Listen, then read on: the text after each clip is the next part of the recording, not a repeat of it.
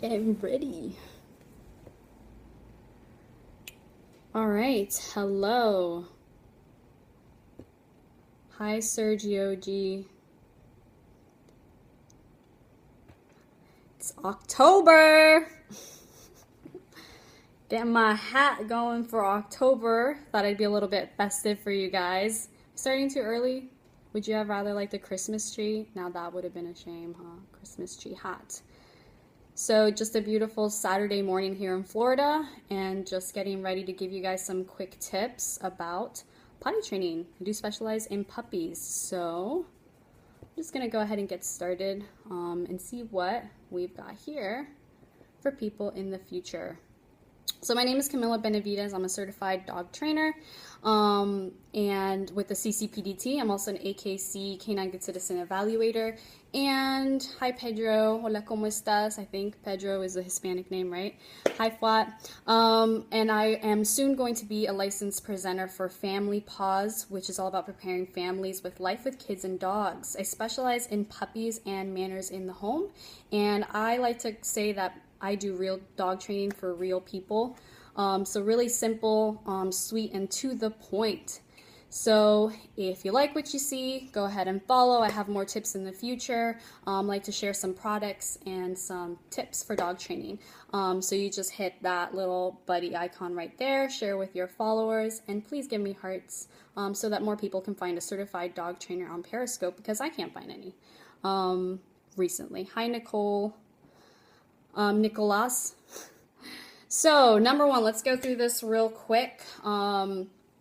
What you want to do is, one, stain and odor products are really, really important. So Nature's Miracle is a huge one to make sure that when your dog does have an accident, you go ahead and clean that up right away. Don't use vinegar, don't use anything like that. You definitely want to use something that's nice and strong.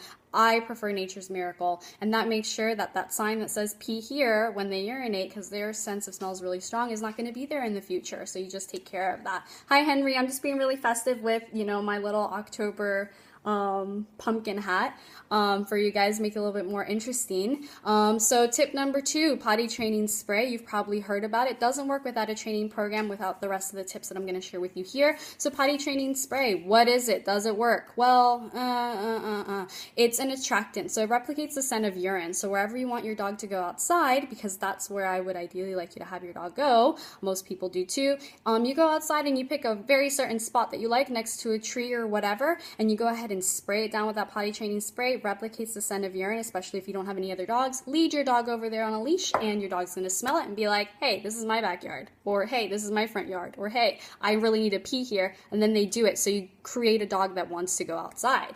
Number 3, food and water on a schedule. So you definitely want to have, thanks for the hearts, guys. So you want to have food and water on a schedule. I don't give a crap when you give it to your dog your food. I don't care, as long as you do it the same time on a routine. And that way you know that when your dog eats at 9 o'clock, 15 minutes later, maybe sooner if it's a smaller dog, they're going to want to go to the bathroom. So you're already out there with them, preemptively striking, and you're out there giving them the chance to go out there. Things with water. If you're leaving for longer than 5 hours, you gotta leave the water bowl out. But if not, and you have an unpotty trained dog, you definitely want to offer them water as much as you can.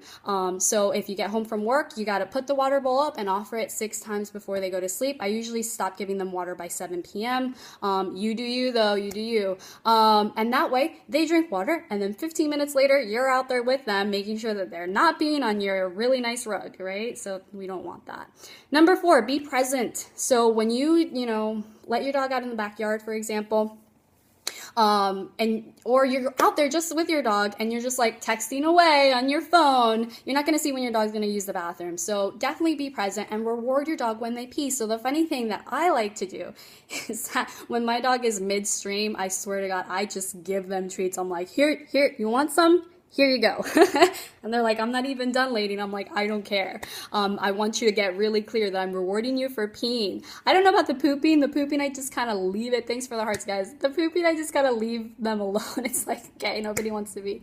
The peeing, I definitely do. So reward with what? High value treats. I swear to God, you better not be giving them saltine crackers, their kibble, or whatever the heck else milk biscuit you have lying around. Please give them something good to eat.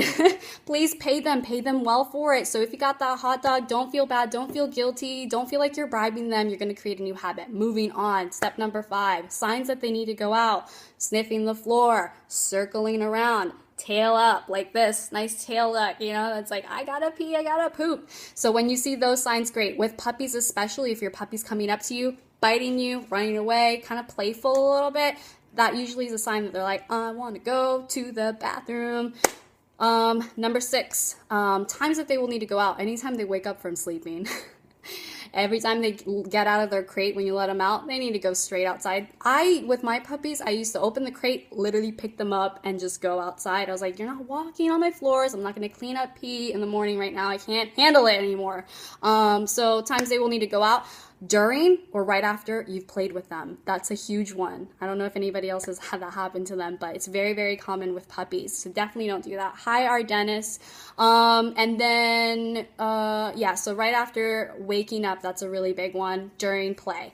Number 7, catch them in the act of peeing in your home, and then startle them. So what does that mean? I don't want you to yell at these poor things. Oh my God, what are you doing?